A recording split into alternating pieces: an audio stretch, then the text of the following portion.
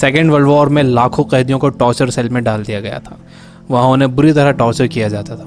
उन्हें वहाँ फिजिकल और इमोशनल दोनों तरह से टॉर्चर से गुजरना पड़ता था। उन्हें अकेलेपन से भी गुजरना पड़ता था। कैदियों के सामने उनके दोस्तों की मौत हो जाया करती थी। उन्हें अपने दोस्तों और रिश्तेदारों को मरता हुआ देखना पड़ता था। ऐसे में कैदियों को ये लगने लगा था कि उनका भी मरना अब पक्का है। ये सब देखकर कैदी इमोशनली बहुत डिस्टर्ब हो जाते थे, बर्दाश्त नहीं कर पाते थे और वो सदमे से ही मर जाते थे। सेकेंड वर्ल्ड वॉर में कैदियों को रखने के लिए कई कैंप्स बनाए गए थे। उन्हीं कैंप्स में से एक कैंप में बंद थे psychologist doctor Victor Frankl. Victor उन कैंप्स में 3 साल तक रहे।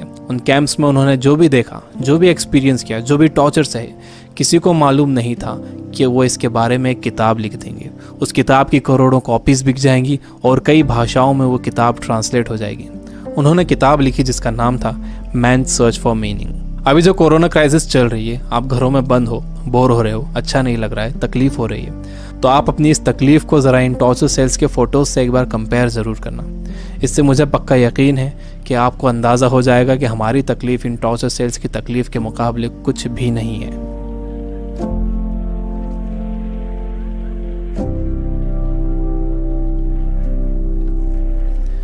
जब विक्टर को इन कैंप्स में डाला गया तो उनके साथ उनकी फैमिली भी थी, लेकिन सब के सब धीरे धीरे मरते गए। विक्टर एक इंसिडेंट बताते हैं। उनके साथ एक कैदी था। उसने फरवरी महीने के आखिर में एक सपना देखा। उसने विक्टर को बताया कि कल रात उसने एक सपना देखा था। सपने में एक आवाज़ गूंजी कि मुझसे जो पूछना है पूछो। तो मैंने उससे पूछा कि हम इस कैंप से बाहर कब निकलेंगे। तो उस आवाज़ ने कहा कि 30 मार्च को तुम लोग बाहर निकल जाओगे। इस सपने के बाद उस कैदी को पूरा यकीन हो गया था कि वो 30 मार्च को रिहा हो जाएगा। मार्च का महीना शुरू हो गया। वो एक एक दिन गिन रहा था। धीरे धीरे दिन निकलते गए। जब मार्च का महीना ख़त्म होने आया तो उस कैदी को ये दिखने लगा कि वो रिहा नहीं हो सकेगा।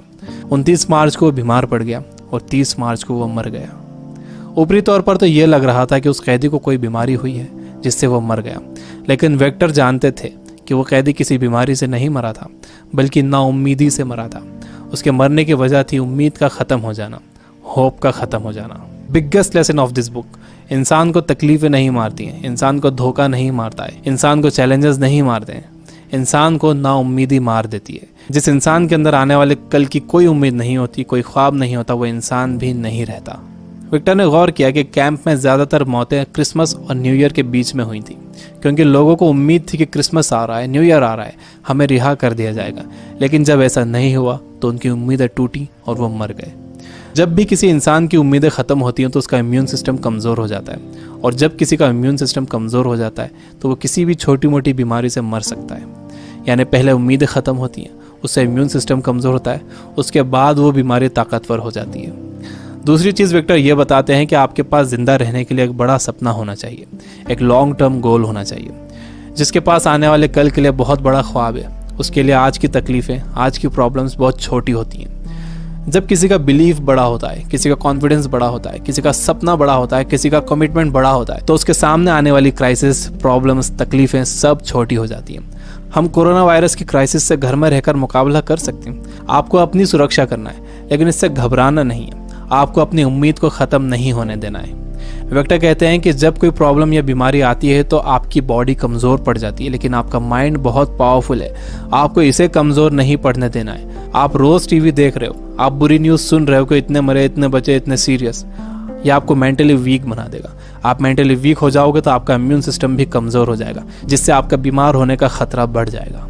विक्टर कहते हैं कि वो 3 साल इन कैंप्स में इसलिए ज़िंदा रह पाए क्योंकि उनके पास कल के लिए बड़े सपने थे, विल पावर थी, उन्हें एक किताब लिखना थी। तो वो सारी प्रॉब्लम्स, सारी तकलीफ़ें उनके सपनों और इरादों के आगे छोटी पड़ गई और वो इन सब से बाहर निकल गए। तीसरी चीज़ जो विक्टर ने ऑब्जर्व की थी वो ये कि जब इंसान के सामने कोई प्रॉब्लम आती है तो वो उसे कैसा मीनिंग देता है। वो उसे पॉजिटिव मीनिंग देता है या नेगेटिव मीनिंग देता है। जैसा भी आप उसे मीनिंग देते हो, ये मीनिंग ही उस प्रॉब्लम को आपके लिए मुश्किल या आसान बनाता है। आपका मीनिंग उस प्रॉब्लम को या तो और बढ़ा देगा या उसे ख़त्म कर देगा। फॉर एग्जाम्पल, आप कहीं जाने के लिए घर से बाहर निकलते हो और आप देखते हो कि आपकी गाड़ी का टायर पंचर है। अब आपको बहुत गुस्सा आ जाता है। आपको लगता है कि क्या इसे अभी पंचर होना था, या आप ही के साथ क्यों हुआ, पूरा मूड ख़राब हो गया।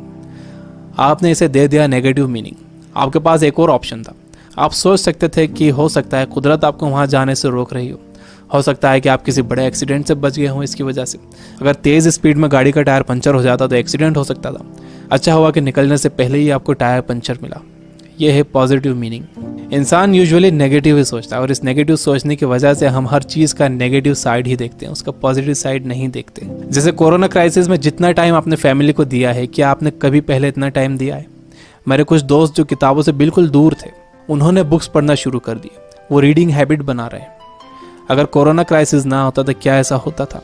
जितना मैं इन दिनों पढ़ रहा हूँ, पहले इतना कभी नहीं पढ़ता था।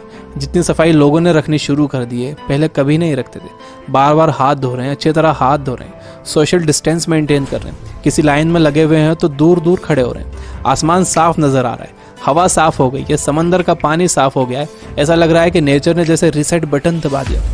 हमें ये पॉजिटिव साइड्स भी सोचना चाहिए। जब तक आपके पास नेगेटिव मीनिंग है, आप उस क्राइसिस से डील नहीं कर सकते। हर प्रॉब्लम उसके साथ एक इक्वल अपॉर्चुनिटी भी लेकर आती है। दुनिया जब से बनी है तब से अब तक उसमें प्रॉब्लम्स ही प्रॉब्लम्स है। अगर ये प्रॉब्लम्स नहीं होती तो हम यहाँ तक ग्रो नहीं कर पाते।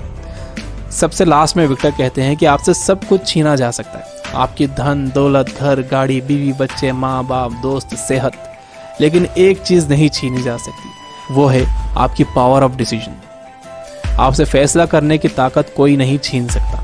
अगर आप सिचुएशन से घबराकर फैसला करते हो तो वो सिचुएशन आप पर हावी हो जाएगी, लेकिन अगर आप सिचुएशन के हिसाब से खुद को बेहतर बनाते हो और डिसीजन खुद लेते हो तो आपकी ज़िंदगी बदल जाएगी। दुनिया में इससे पहले भी कई बीमारियां आई हैं जिससे करोड़ों लोगों की मौत हुई है। उसकी वजह ये थी कि लोग अवेयर नहीं थे, उनके पास इन्फॉर्मेशन नहीं थी, इन्फॉर्मेशन लेट पहुंचती थी, बीमारी से डील करने के साधन नहीं थे।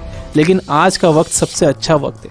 हमारे पास इन्फॉर्मेशन बहुत तेज़ी से पहुंचती है, हमारे पास साधन है। मुझे पूरा यकीन है कि आगे और भी अच्छा वक्त आने वाला है और मैं आपको उम्मीद दिलाता हूं कि आगे सच में बहुत अच्छा वक्त आने वाला है। You guys are amazing. Keep reading, keep learning, keep growing. Thank you for watching.